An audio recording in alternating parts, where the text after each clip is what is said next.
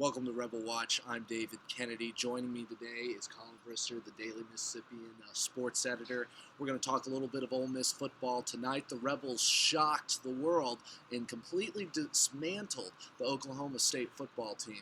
Collin, tell me a little bit why you think Ole Miss just came out and dominated Oklahoma State compared to last year when it was a complete flop.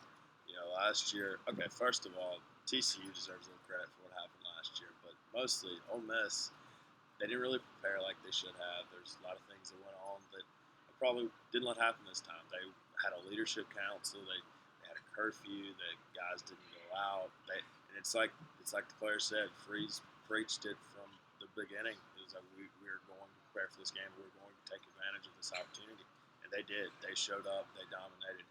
They were the most talented team on the football field, and they didn't give Oklahoma State any life.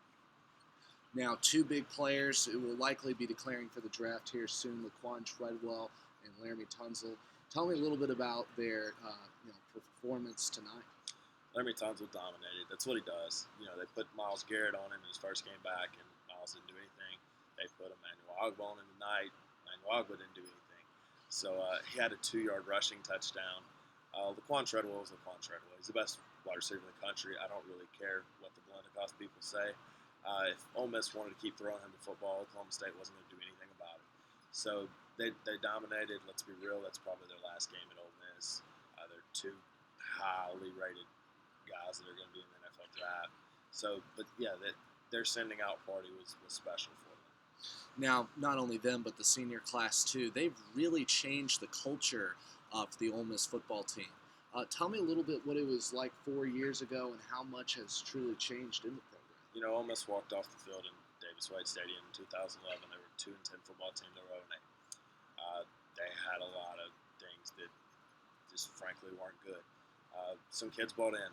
Channing Ward, Mike Hilton, Trey Elson, they signed with Ole Miss. They could have gone elsewhere. They could have done their own thing. They didn't have to come to Ole Miss. They had other options. But they did. They came and built a program from the ground up. Guys like C.J. Johnson, Aaron Morris, Justin Bell, they were here through that 2-10 season.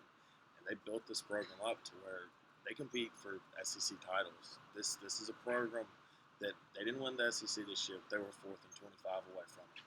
So what those guys have done over the past 4 years, it's special. Now, you have a lot of guys who will be declaring for the draft. Tell me a little bit more about sort of the unknown guys like Fawn Cooper, Cody Core, and where you really see their future is. I really think Fawn helped himself with the Tunsil suspension this year. He played left tackle, so he showed you play left tackle in this league, you're pretty good. So he showed some NFL guys, hey, I can be versatile, I can play right, I can play left.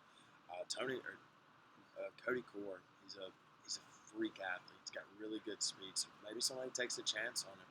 I think Mike Hilton is going to make a roster. I think Jalen Walton's going to make a roster. The way he catches the ball out of the backfield is pretty elite. And Trey Elston's a really good safety. I think Trey will get drafted 3rd to 4th round. He's going to play on Sunday. He's going to make plays. I think Ole Miss is going to have a heavy presence this year in the draft. Not just the big 3 in the first round, but some other guys too. Now, going forward, there's a lot of big-time recruits coming into Ole Miss next year.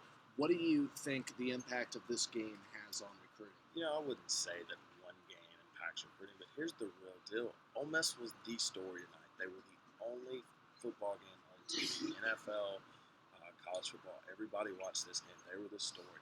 They're in on guys like Rashawn Gary. They're in on guys Drake Davis, Nate Craig Myers. They have shots at those guys. They didn't have that before. So I don't know if this actual game had a big, swaying impact on them. But I think the fact that they were in the Sugar Bowl, they were on this stage, told a lot of guys, hey, Ole Miss, they're for real. They can win the national title. They can compete for the SEC. If you can win the SEC title, you can win the national title. So I think that's kind of what it did for those guys. Thank you, Collin, for joining us. This concludes our coverage tonight of the Sugar Bowl. Be sure to go watch some of our other videos of interviews that we did during the postgame. For Rebel Watch, I'm David Kennedy.